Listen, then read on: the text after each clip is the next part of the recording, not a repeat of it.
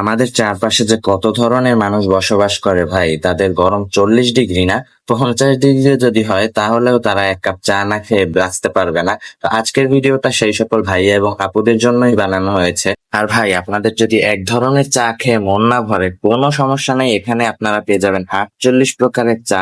ভাবা যায় একটা দোকানে 48 প্রকার চা বিক্রি হবে, তাও আবার বরিশাল, আমাদের চৌমাথার মতো জায়গায়।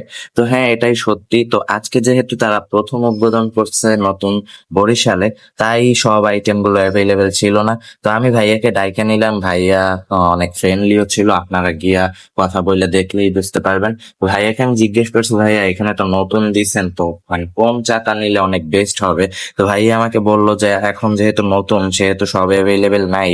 আর প্রথম যে বাদশা চাটা, যেটা আমাদের স্পেশাল চা, সেইটাই অ্যাভেলেবেল আছে। তো ভাইয়াকে যে বললাম আমি আমার ফলোয়ার্সদের জন্য কোনটা ভালো হবে একটু সাজেস্ট করে দেন। তো ভাইয়া সেই প্রথমটাই বলে দিচ্ছে যে এইটাই আমার এখানে সব থেকে মজা হবে, যেটা প্রাইস ছিল 50 টাকা। তো ভাইয়ার বললাম আচ্ছা ঠিক আছে ভাই, এইটাই দিয়ে দেন, আমি এইটাই একটু ট্রাই করি। তো এরপরে আমার মাথায় একটু ভটকা লাগলো যে 48 প্রকারের চা কিভাবে ভাই, এত আইটেম কিভাবে পাবে? তারপরে আমি একটু দেখতে লাগলাম, তো এত আজগবি আজগবি চা ছিল, জলপাইয়ের চা, তেঁতুলের চা, মরিচের চা। সিরিয়াসলি ভাই, এগুলো দিয়েও চা বানানো যায়? ভাই আমার মনে হয় গু বাদে এই জায়গায় সব দিয়ে চা বানানো তারা ট্রাই করছে।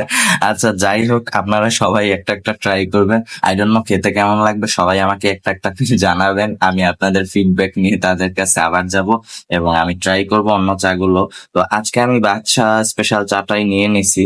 এটা আর কি বানানোর প্রসেসিংটা অনেক সুন্দর ছিল, সবগুলো আর কি ভিডিওতে ক্যাপচার করা হয়নি।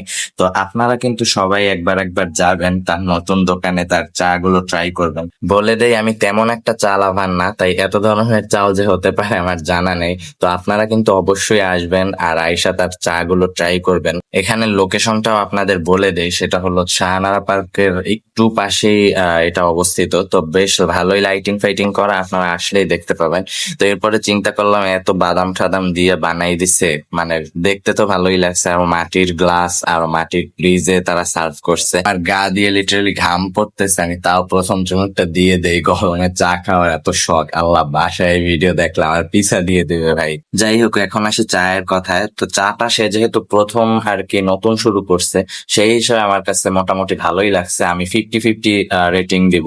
তো তার কাজের দক্ষতা আরো বাড়ানো লাগবে। সে যেহেতু অনেক ধরনের চা বানাবে, তার সব ধরনের চাই কিন্তু বেটার হতে হবে, এমন না যে একটা ভালো একটা খারাপ হবে। তো চা খেতে খেতে এমন একটা জিনিস দেখলাম, আপনারাও দেখেন, এখানে সে লাগাই রাখছে বাকি দেওয়া বন্ধ। বাকি দিলে কাস্টমারের সমস্যাগুলোর নিচে লেখা ছিল কেউ না কেউ মারা যায়। এই জিনিসটা আমার কাছে এত ফানি লাগছে, তাই আপনাদের সাথে শেয়ার করে দিলাম। আজকের মতো এইটুকুই ভাই, গরমে ঘামে পুরো ভিজে গেছি, তাও রিভিউ করতে আসছি চায়ের। তো সবাই আমার জন্য দোয়া করেন, আইসেন কিন্তু ভাইয়ের চা ট্রাই করতে। আসসালামু আলাইকুম।